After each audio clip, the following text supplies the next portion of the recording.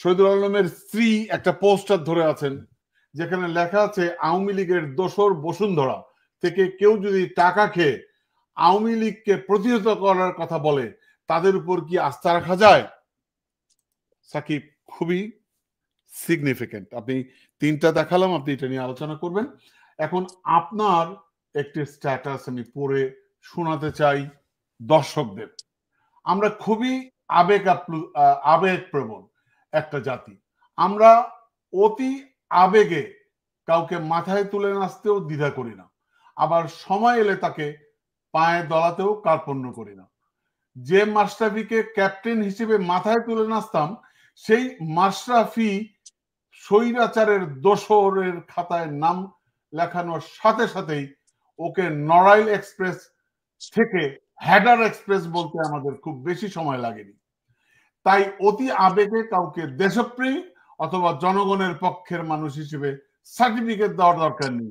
5 আগস্টের আগের হাসনাত আব্দুল্লাহ একজন নির্দলীয় ও দেশপ্রেমিক মানুষ ছিলেন, তাই তাকে আমরাও অকৃপণ ভাবে ভালোবেসেছিলাম।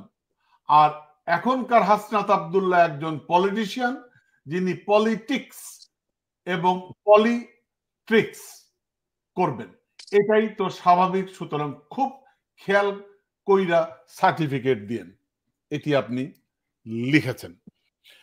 দর্শক, আমি পড়ে শোনালাম তিনটি স্ট্যাটাস, এবং এই স্ট্যাটাস লিখার পিছনের গল্পটায় আমরা আসতে চাই। তার আগে একটা ভিডিও আমি দেখাবো আপনার বক্তব্যের পরে। সাকিব। জি, আসলে এটা আমি এভাবে বলতে পারি যে এই যে নতুন যে ছাত্রদের দলটি গঠিত হলো, তাদের আসলে রাজনৈতিক পুঁজি কি? প্রত্যেকটা দলেরই যেমন একটা রাজনৈতিক পুঁজি থাকে, যেমন শেখ হাসিনা তার যে একটা ফ্যাসিস্ট দানবীয় শাসন ছিল, ওই দানবীয় শাসনের ক্ষেত্রে তার কিন্তু পুঁজি ছিল মূলত ওই শেখ মুজিবুর রহমান, আর তার পুঁজি ছিল তথাকথিত একটা উন্নয়নের গল্প। ওটা দিয়েই তারা এই 15 বছরের একটা মানে দুঃশাসন সে পার করেছে। তো প্রত্যেকটা রাজনৈতিক দলেরই কিন্তু এরকম একটা মানে ন্যারেটিভ লাগবে বা একটা পুঁজি লাগবে, যেটাকে কেন্দ্র করে তারা জনগণের কাছে যাবে বা জনগণের ভোট চাবে। তো এখন আওয়ামী লীগের তো আসলে জনগণের কাছে যাওয়ার প্রয়োজন পড়েনি। তারা একটা কারচুপি নির্বাচন করেছিল, এবং এরপরে তারা দ্বিতীয়বার কারচুপি করলো, তৃতীয়বার করলো, এভাবে কারচুপির মাধ্যমেই তারা থাকতে চেয়েছিল। তো সেজন্য তারা ওই উন্নয়নের মিথ্যা গাল গল্প করতেও তাদের যেমন বিবেকে বাধতো না, ঠিক একইভাবে এই শেখ মুজিবুর রহমানের হাজারো হাজারো মূর্তি করে শেখ মুজিবুর রহমানের পূজা করতেও তাদের কোনো বিবেকে বাধতো না, কারণ তারা জানতো যে আমরা যাই করি না কেন, এতে জনগণের কিছু যায় আসলো কিনা এটা উই ডোন্ট কেয়ার। কিন্তু এখন তো প্রেক্ষাপট ভিন্ন। এখন আমরা জানি যে যদি সামনে একটা নির্বাচন হয়, সেটা অবশ্যই একটা মানে সুষ্ঠু নির্বাচন হতে হবে। তো এখন ওই নির্বাচনে যদি কোনো একটি রাজনৈতিক দল জয়ী হতে চায়, তাদেরকে তো আসলে তাদের একটা বয়ান জনগণের সামনে আনতে হবে, এবং সেই বয়ানটাকে পাবলিকের কাছে একসেপ্টেবল করাতে হবে। তাইলে মানে তারা আসলে ভোটে বা কোনো একটা আসনে জয়ের আশাবাদ ব্যক্ত করতে পারে। তো এখন আমাদের অনেকেরই কিন্তু অ্যাসেসমেন্ট হচ্ছে, যদি একটা সুষ্ঠু নির্বাচন হয়, তাহলে হয়তো এই ছাত্রদের দল তারা একটা আসনও পাবে না। এটা শুনতে হয়তো কষ্ট লাগতে পারে, বাট এটাই হচ্ছে বাস্তবতা, যে তারা এরকম কোনো কাজ করে ফেলেনি যার জন্য আপনি বলতে পারেন যে তারা জনগণের কাছে পৌঁছাতে পেরেছে। বরং আপনি যদি খেয়াল করেন, আপনি দেখবেন যে একের পর এক তারা কিন্তু ব্লান্ডার করেছে। তারা ব্লান্ডার করেছে কিভাবে? যেমন আপনি ধরেন, তারা বললো যে আমরা চুপ্পুকে অপসারণ চাই। তো এখন এই যে চুপ্পুকে অপসারণ, এটা করতে গেলে যে একটা মানে সাংবিধানিক যে একটা সমস্যা হতে পারতো, এরপরে তারা কিন্তু সেখান থেকে ব্যাক ট্র্যাক করলো। আমাদের কিন্তু জনগণের অনেকেরই একটা দাবি ছিল যে চুপ্পুকে সরিয়ে দেওয়া উচিত, কারণ চুপ্পু ছিল সেই হাসিনার স্বৈর শাসনের একটা বেনিফিশিয়ারি। কিন্তু তারা কিন্তু প্রথমে বললো যে আমরা একটা বিপ্লবীর মাধ্যমে গঠিত একটা সরকার গঠন করব। তারা কিন্তু বিপ্লবের মাধ্যমে সরকার গঠন করতে পারেনি। তারা কিন্তু ওই চেয়েছিল যে আমরা শহীদ মিনারের সামনে শপথ নেব, ওটাও কিন্তু তারা করতে পারেনি। অর্থাৎ তারা অনেকগুলো অ্যাটেম্প্ট রয়েছে যেগুলো তারা করতে চেয়েছিল কিন্তু করতে পারেনি, তারা সেখান থেকে ব্যাক ট্র্যাক করেছে।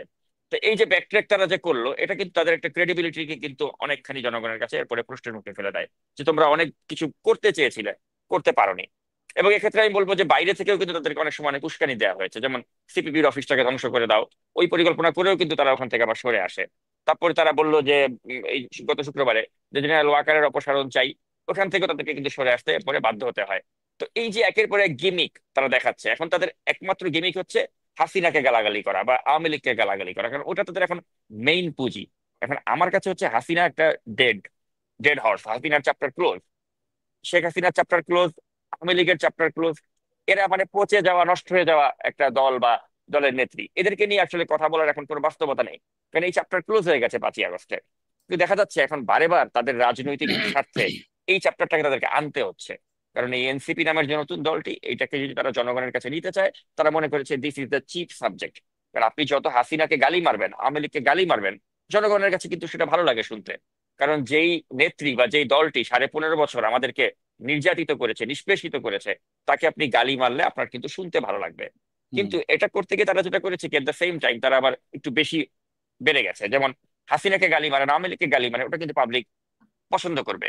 কিন্তু এট দ্য সেম টাইম আপনি যদি জিয়াউর রহমানকে গালাগালি করেন, আপনি যদি বিএনপি কে আন্ডারমাইন করতে পারেন, তখন কিন্তু পাবলিক বুঝতে পারবে যে you are doing too much, too hmm, many things.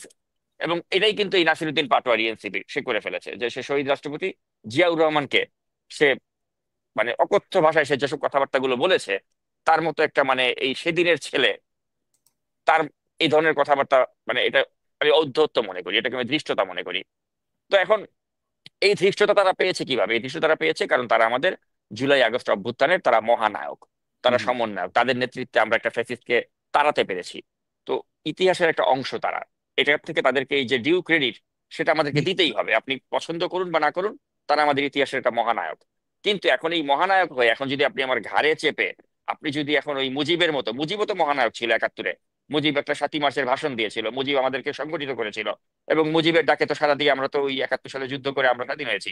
কিন্তু এরপরে এই মুজিব এসে 72 সালে কি করলো? সে বাকশাল কায়েম করলো।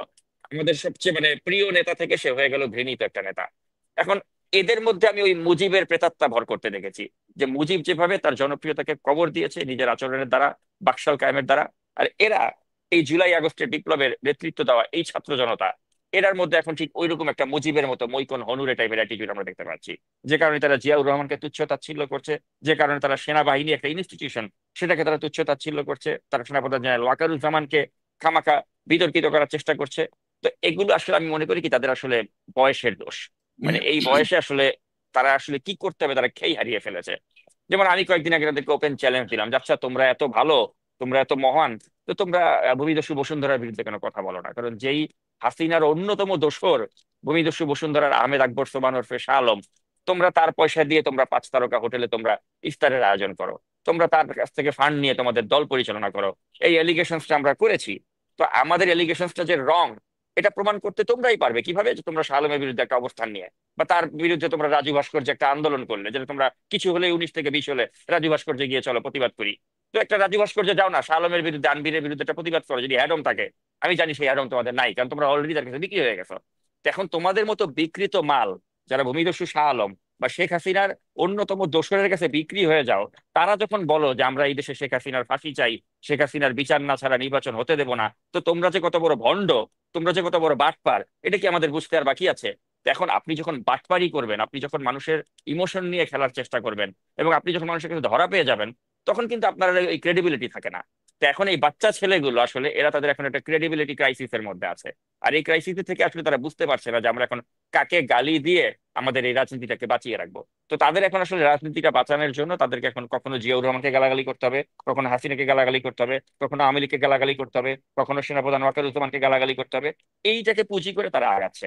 আর এখানে আমি মনে করি যে তারা বিভ্রান্ত হচ্ছে। না ওই কিন্তু বিদেশ থেকে কিন্তু সাকিব, হাসিনাকে গালাগালি করা ঠিক আছে, মানে আওয়ামী লীগের প্রেতাত্মাদেরকে গালাগালি করা ঠিক আছে, কিন্তু একজন একজন মানে মানে সেক্টর ওয়াকারকে কমান্ডার, গালি দেওয়ার পিছনের যুক্তিটা কি?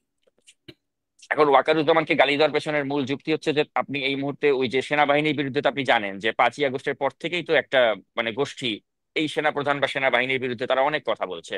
এবং আপনি দেখবেন বিদেশ থেকে যাদের কথায় তারা উদ্বুদ্ধ হচ্ছে, তারা কিন্তু আবার দেখবেন ইকবাল করিম ভুইয়ার মতো একটা মানে রয়ের এজেন্ট এবং একটা অত্যন্ত মানে ফ্যাসিস্ট হাসিনার দোসর, যার মাধ্যমে হাসিনা 2014 সালের ওই যে বিনা ভোটে নির্বাচন করতে পেরেছিল। হুম, আপনি দেখবেন ওই যেই পীরের আহ্বানে সাড়া দিয়ে তার মুসলমানকে গালাগালি করতেছে, ওই পীর কিন্তু আবার এই আইকেবি বা এই যে ইকবাল করিম ভুইয়া তার পক্ষে কথা বলে। তো তারা কিন্তু আসলে ওই মেধা বা যোগ্যতা তাদের নাই ওই পীরকে প্রশ্ন করার, যে আচ্ছা পীর সাহেব আপনি ওয়াকারুজ্জামানকে গালাগালি দিচ্ছেন, আপনি আইকেবি কে কেন ভালো বলছেন, অর্থাৎ ইকবাল করিম ভুইয়াকে আপনি কেন ভালো বলছেন? এই প্রশ্ন করার মতো মেধা বা যোগ্যতা বা ইতিহাস ভিত্তিক যে নলেজ, এটা এদের নাই। কারণ এরা অতটাই মূর্খ, এদের ওই ব্রেনের মধ্যে ওই চিন্তা চেতনা নাই। আর যদি থাকতো, তাহলে তারা তাদের ওই পীরকে প্রশ্ন করতো যে আচ্ছা পীর সাহেব আপনি যে ইকবাল করিম ভূঁইয়াকে প্রশংসা করছেন, আপনি কি জানেন না যে ইকবাল করিম ভূঁইয়া হচ্ছে যখন সেনাপ্রধান ছিল তখন যে এই শাপলা চত্বরের যে একটা গণহত্যা সংগঠিত হলো, যেখানে এরকম হাজার হাজার মানুষকে হত্যা করা হয়েছে বলে আমরা জানি, যাদের লাশকে গুম করে ফেলা হয়েছিল। তো হুম। সেই রক্তের দাগ যে ইকবাল করিম ভূঁইয়ার হাতে রয়েছে, যে যিনি সেনাপ্রধান থাকা অবস্থায় শেখ হাসিনা এরকম একটি কাজ করতে পেরেছে, যিনি সেনাপ্রধান থাকা অবস্থায় শেখ হাসিনা একটা ওই যে বিনা ভোটে নির্বাচন করতে পেরেছে, আপনি তাকে ভালো বলছেন। আর অন্যদিকে আপনি ওয়াকারুজ্জামান, যিনি 5ই আগস্টে ছাত্র জনতার পাশে দাঁড়িয়েছে, এখন তাকে আপনি খারাপ করছেন, জনগণের কাছে এও প্রতিপন্ন করার চেষ্টা করছেন। আপনার আসলে এজেন্ডাটা কি? এই পাল্টা প্রশ্ন কিন্তু কেউ করবে না, কারণ তারা অধিকাংশই, মানে যারা এই পীরের মুরিদ, তারা কিন্তু নিজের ব্রেন দিয়ে কোনো কিছু চিন্তা করে না। তারা হচ্ছে গিয়ে পীর সাহেব বলছে মানে ওইটাই রাইট। এখন পীর সাহেব একটা যুক্তি দিচ্ছে, ওইটারও যে একটা কাউন্টার যুক্তি থাকতে পারে, বা ওইটারও যে বিরুদ্ধে আমি একটা আমার ব্রেন খাটিয়ে চিন্তা করবো যে আচ্ছা, পীর তো 10টা কথা বলছে, পীরের 9টা কথা একসেপ্টেবল, কিন্তু ওই একটা কথার মধ্যে দিয়ে যে পীর যে একটা ভুল কিছু বলেছে, ওটা কিন্তু বোঝার মতো ঘিলু কিন্তু পীরের মুরিদদের নাই। কারণ পীরের অধিকাংশ কথার সাথে আমিও একমত, আপনিও একমত, কিন্তু আপনি দেখবেন পীর যে 10টা বয়ান দেয়, 10টা বয়ানের মধ্যে 8টা বয়ানকে আপনি একসেপ্ট করবেন, বাকি 2টা বয়ানকে কিন্তু আপনি সুস্থ মস্তিষ্কে একসেপ্ট করতে পারেন না।